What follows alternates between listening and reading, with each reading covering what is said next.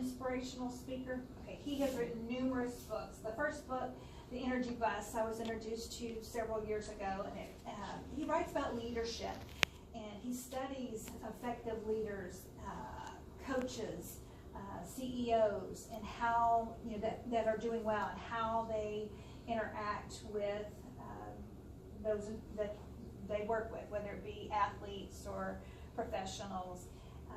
And he incorporates them into some they're really short, easy reads, but very, very insightful.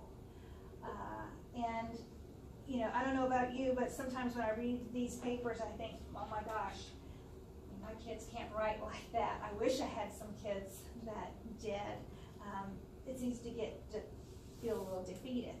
And in this clip, he talks about working with Coach Sweeney, which is the coach for, I can't do this and talk, so the Clemson Tigers. And so this was a clip that he made about last year when they were going for the national championship and they lost on the field. And he followed him into the locker room, and he talks about how coach responded to the team. And I picked this because I thought you guys are, you know, you're the Coach Sweeneys in your classrooms. You've got kids who are working hard, but maybe they're not producing the quality of work that you know they're going to need to produce by April, 9th? So April 9th coming up, and so you've got to rally, you've got to be that, and you've got to be Coach Sweeney, you've got to encourage them. So I hope that it will encourage you as well. So let's take a look. I couldn't get Stephanie's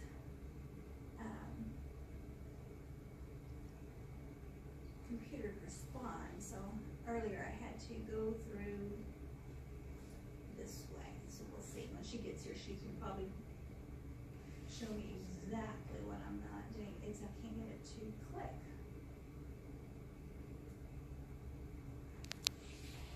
We lose our vision. Make sure that you let your team know that your vision, their vision, is greater than their circumstances.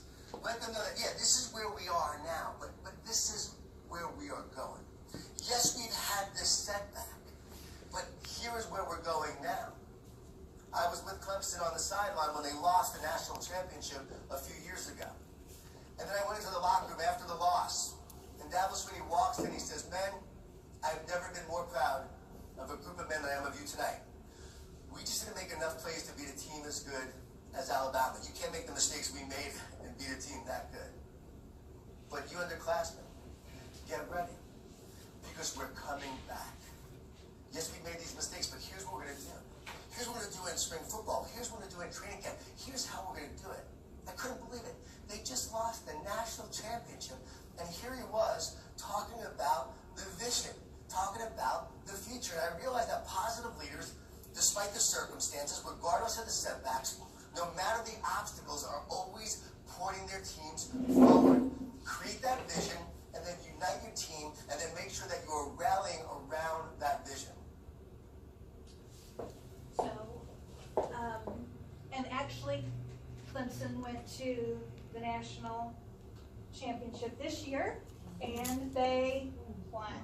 And I subscribe to John Gordon. He also sends out weekly inspirational articles. I'm sorry? Yes, and I know. And he sent out, there are like 5 qualities. He said, I don't know if Clemson's going to win or not, but I know that they're there because of this Coach Sweeney and because of this, and this, and this. And one of the things was, you have to be an overbeliever, not necessarily an overachiever, but overbelieve in your team and having a vision of where you're going and how to get there. So I think that's important. The lesson that I take from this is, if you haven't already had your benchmark, have you had a writing benchmark recently? Are y'all doing one in January? It's in February. Some kids are going to do well, but you're going to have some kids that are going to feel a little defeated when they get that score back. And you have to discuss and set goals and talk about it, but they're going to be defeated. So you're going to have to be that Coach Sweeney and say, you know what, this is where we are right now, but this is the current circumstance, but that doesn't define who we are, and this is what we're going to do to get better, and we're going to have a plan. And this afternoon we're going to talk about some of the things that we can put in place so that there is a plan, so that the students feel good about where they are, because we've got to rally behind them. They've got to continue to work and not feel like they're defeated. You too, you have to rally, don't get defeated. Support each other and say, okay, this is what we're doing next. And we have each other, so let's use each other to support each other to move forward. So, yes, our vision is greater than our circumstance. So, how do we get our kiddos there? Well, we have to write every day. And that means every day. We have to make that a priority. It's like if we want to be a gymnast, we have to practice. And if we want to be a really good gymnast, we need to be hitting that gym every day.